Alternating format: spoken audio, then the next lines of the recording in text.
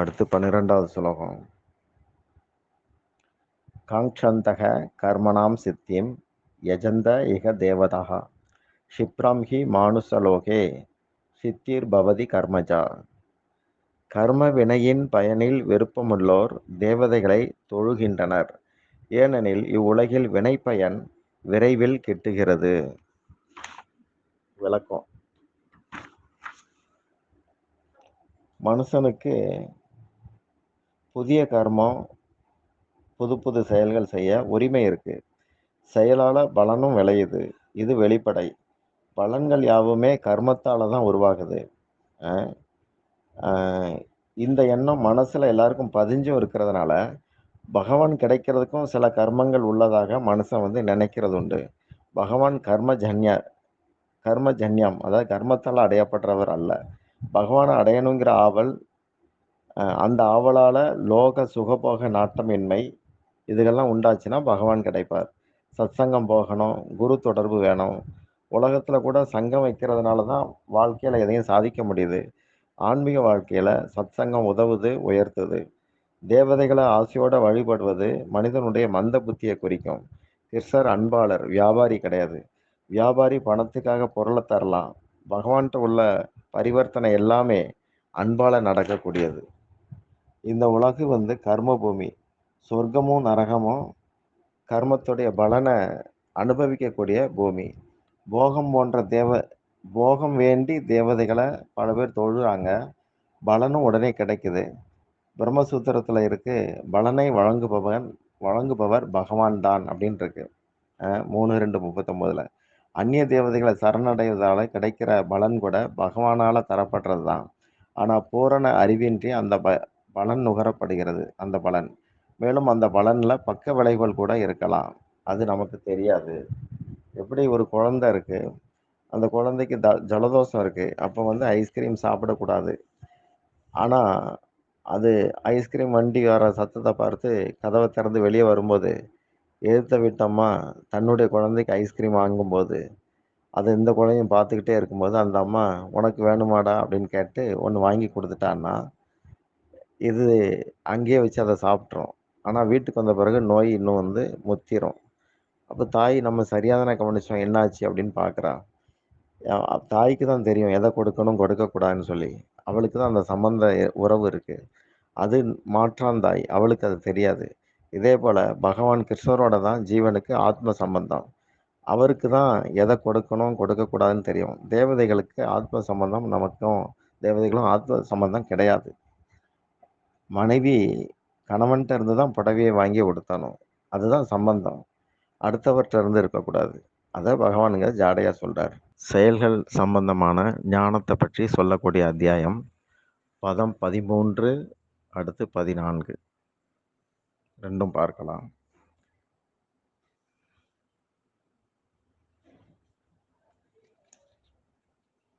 சதுர்வர்ணம் மயா சிருஷ்டம் குண கர்ம விபாகச்ச தஸ்ய கர்த்தாரம் அபிமாம் சித்திய கர்த்தாரம் அவ்யயம்.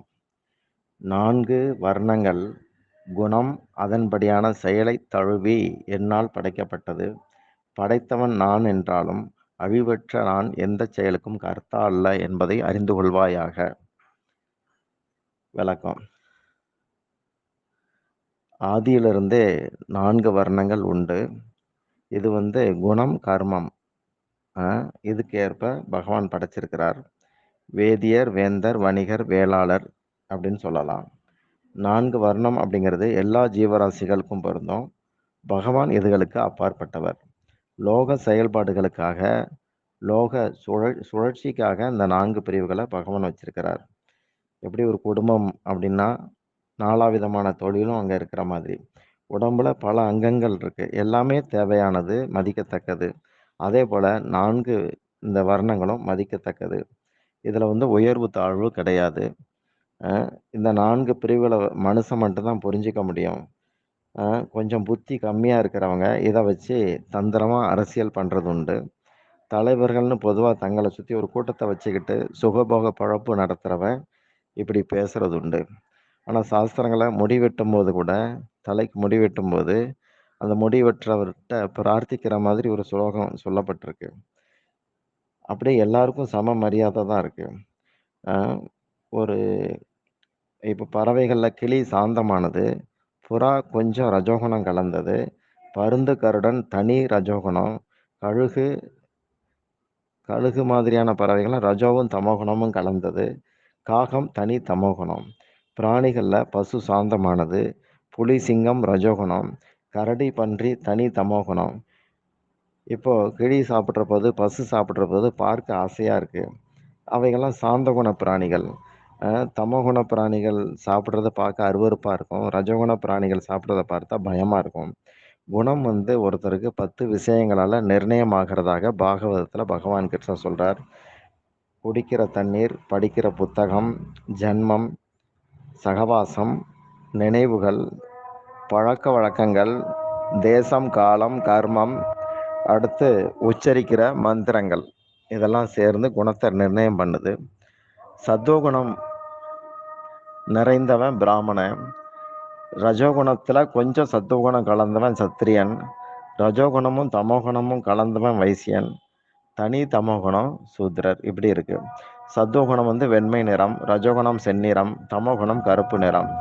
இயல்பு அப்படிங்கிறது அந்த கரணத்துல உள் மனசுல உள்ளது, ஸ்தூலத்துல கிடையாது. வெளிநாட்டுக்காரன் வெள்ளையா இருக்கிறதுனால சத்துவகுணம் அப்படின்னு சொல்ல முடியாது. மன பரிபக்குவத்தை ஒட்டி குணம் அப்படிங்கிறத கண்டுபிடிக்கணும். இந்த இந்த வர்ணம் அப்படிங்கிறது குண கர்ம விபாகசன் கிருஷ்ணர் தெளிவா சொல்லியிருக்கிறார். குணம் அதன்படியான செயல்கள், ஜென்ம கர்ம விபாகசன் சொல்லலை. அதாவது சிறப்பை கொண்டு தானே ஒழிய பிறப்பை கொண்டு அல்ல அப்படின்னு தெரிஞ்சுக்கணும்.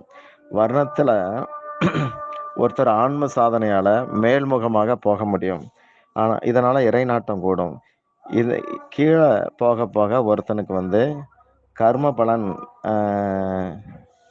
அதாவது கீழே போக போக இறைநாட்டம் வந்து குறையும் போது கீழே போகிறாங்க. அப்படி கீழே போக போக அவனுக்கு வந்து சுகபோக நாட்டம் வந்து அதே போல் கீழ்த்தரமாக இருக்குது. எப்படி சொல்லலாம், பிராமணர்கிட்ட பணம் ஜாஸ்தி இருக்குன்னு வச்சுக்கலாம், அவனுக்கு நாத்திக சிந்தனை வர ஆரம்பிச்சிடும். சத்திரியர்கிட்ட பணம் சேர்ந்தா சுகபோகத்தில் மூழ்குவான். வைசியர்கிட்ட பணம் சேர்ந்ததுன்னா அந்தணருக்கு தானமும் அரசுக்கு வரியும் சூத்திரருக்கு வேலையும் கொடுப்பான். சூத்திரருக்கு பணம் சேர்ந்தா தப்பு தண்டா பண்றதுல மட்டும் அவங்களுக்கு மனசு ஈடுபடும். இதுதான் இந்த ஸ்லோகத்துடைய கருத்து. அடுத்து 4:14, நமாம் கர்மாணி லிம்பந்தி நமே கர்ம ஃபலே ஸ்பிருகா ஸ்பிருஷா இதிமாம் யோ அபிஜானாதி கர்மபி ந சபத்தியதே. கர்மங்கள் என்னை பந்தப்படுத்துவதில்லை, எனக்கும் கர்ம பலனில் ஆசை கிடையாது. இவ்வாறு என்னை புரிந்து கொண்டவனையும் கர்மங்கள் கட்டாது. விளக்கம்: எல்லா ஜீவராசிகளும் கடவுளுடைய திட்டத்தை அனுசரித்து தான் ஜீவிக்கிறாங்க. அப்படி தான் இருக்க முடியும். ஒரு புலி அல்லது சிங்கம் பல மாதங்கள் பட்டினி கிடந்தாலும் புல்லையோ ஆப்பிளையோ அது திங்காது. அதே போல் நாட்டு பசு மாடுகள் பட்டினி கிடக்கும்போது மாமிசம் தந்தால் அது சாப்பிடாது. மனுஷன் தவிர்த்து எல்லா பிராணிகளும் கடவுள் தந்த சட்டத்திட்டங்களை மதித்து நடக்கிறதுனால அதுகளுக்கு ஜாதகம் அவசியப்படாது. ஆனால் கடவுள் பேச்சை கேட்காதவங்களை கிரகங்களை கொண்டு சட்டதிட்டங்கள் கட்டங்கள் போட்டு அவனை வழி நடத்த வேண்டி வருது. சுகபோக அவளால் எல்லாரும் பாவ கர்மாக்களை செய்கிறாங்க. செய்ய வேண்டியதை செய்யாமல் விடுறதும் பாவம்தான், செய்யக்கூடாததை செய்தாலும் பாவம்தான். அர்ஜுனன் செய்ய வேண்டியதை செய்யாமல் இருக்க நினைக்கான். செஞ்சா பாவம் வரும் கிருஷ்ணர்கிட்ட அவன் சொன்னான். கிருஷ்ணரோ செய்யாமல் இருந்தால் தான் பாவம் வரும் அப்படிங்கிறார். எல்லாருக்கும் மனசுல தனித்தனியா ஒரு திட்டம் இருக்கு. அதுல சுய சுக ஆவலும் எதிர்பார்ப்பும் இருக்கு. எதிர்பார்ப்பு கூடும்போது அவங்களுக்கு புத்தி வந்து நேர்மையா இருக்காது. உலகத்தை ஆதிக்கம் செய்ய ஆசைப்பட்டு அவங்களுக்கு தகுதி, அதாவது லோகத்துல ஏதாவது ஒரு அந்தஸ்து கிடைச்சதுன்னா இந்த உலகத்தை ஆதிக்கம் செய்ய ஆசைப்பட்டு சட்டப்படியான திருடங்களா மாறிடுறாங்க. ஒவ்வொரு விஷயத்திலையும் ஆசை வந்து தர்மத்தை வந்து மீற வைக்கும். இப்போ வர்ணாசிரம தர்மத்தின்படி நடக்கும் சமுதாயம் நன்கு படிப்படியாக முன்னேறி வர்றதை நாம் வந்து பல இடங்களில் பார்க்குறோம். தம் கடமைகளை செய்யும்போது முன்னேற்றம் உண்டு, அதில் பாவம் கிடையாது. ஆசையால் மன விகாரம் உண்டாகி செயலை செய்கிறவங்களை கர்ம பந்தம் பீடிக்கும். பகவான்கிட்ட நான் எனது அப்படிங்கிற அகங்காரம் சுத்தமாக கிடையாது. அதனால் அவரை கர்ம வினைகள் கட்டுப்படுத்தாது. பற்றில்லாம, மமகாரம் இல்லாம, தன்னுடைய கடமைன்னு யார் செயல்படுறானோ, அவன வந்து கர்மபந்தம் கட்டுப்படுத்தாதுங்கிறார். சில பிரபுபாதா ஒரு முறை சொல்லும்போது, "தயவு செய்து கிருஷ்ணர புரிஞ்சுக்க முயற்சி பண்ணுங்க. அதுதான் வாழ்வின் மிக உயர்ந்த வெற்றின்னு" சொல்லியிருக்கிறார். நம்மகிட்ட குறைகள் இருக்கிறதுனால, செயல்லயும், செயல் பலன்லயும் அந்த குறைகள் ஒட்டிக்கிட்டு இருக்குது. ஒட்டி தான் வெளிப்படுது. பகவானுடைய செயல்கள்ல ஏற்றத்தாழ்வு இல்ல, பாகுபாடு இல்ல. அதனால குறையற்றது. ஒரு ராணுவ வீரன் போரின் போது நாட்டு எதிரிகள எந்த அளவுக்கு கொல்றானோ, அந்த அளவுக்கு அவனுக்கு ஸ்டார் மதிப்பு கூடும். அவன் ஊருக்கு வந்து சொந்த விஷயமா யாரையாவது கொன்னுட்டா, புடிச்சு உள்ள போட்டுருவாங்க. பகவான் சொல்படி வர்ண தர்மங்கள கைக்கொண்டு ஒருத்தன் நடந்தானா, நடந்து செயல்பட்டானா, அதுக்கு பகவானே பொறுப்பு. மீறினா பகவானுடைய சட்டம் வந்து என்ன செய்தோ அதுக்கு நாம பொறுப்பு. அழிவற்ற தெய்வீகத்தன்மை, அதாவது பரமாத்மாவுடைய இதய இருப்பு, அத புரிஞ்சுக்கணும். அது புரியாத போது அழியும் பொருட்கள்ல ஆசைகள் உண்டாகுது. விடுபடும்படி செயல்படச் சொன்னா மாட்டிக்கிற மாதிரி செயல்படுறாங்க. இதயம் மாசற்று புனிதமா இருக்கும்போது, செயல்களும் மாசற்றதாக, புனிதமானதாக இருக்கும். தெய்வீகமான செயல்கள் நம்மள வந்து பந்தப்படுத்தாது அப்படிங்கிறது கருத்து. நம்மோட இருக்கிற உடல் முதலான எந்த பொருளும் நாம கொண்டு வந்தது கிடையாது. போகும்போது கொண்டு போக முடியாது. அது இருக்கும்போது நாம விருப்பப்படி வச்சுக்கவும் முடியல. நெனச்ச மாதிரி அத எதையும் செய்ய முடியல. அதுகள உரிமை பாராட்டவும் முடியல. இறைவன் செய்பவரா இருந்தாலும், கர்த்தாங்கிற பெருமிதம் அவர்ட்ட இல்ல. அவர் அனுபவிப்பாளராக இருந்தாலும், போக்தாங்கிற கர்வமும் இல்ல. நம்மகிட்ட ஒரு வீடு இருக்கு. அதுல என்னுடையது, தனது அப்படிங்கிற பாவனை வரலாம். எப்படி வரலான்னா, நல்ல முறையில உபயோகப்படுத்தணும், சுத்தமா வச்சுக்கணும். அந்த மாரி ரீதியில வரணும். ஆனா உரிமை பாராட்டக்கூடாது. உபயோகப்படுத்த தந்த இதுகள்ல உரிமை பாராட்டக்கூடாது. ஜீவர்கள் செய்ற செயல்கள் கர்மம்னு சொல்லப்படும். முக்த புருஷர்கள் செய்யக்கூடிய செயல்களுக்கு கிரியைன்னு பேரு. இறைவன் செய்ற செயல்களுக்கு லீலைன்னு பேரு.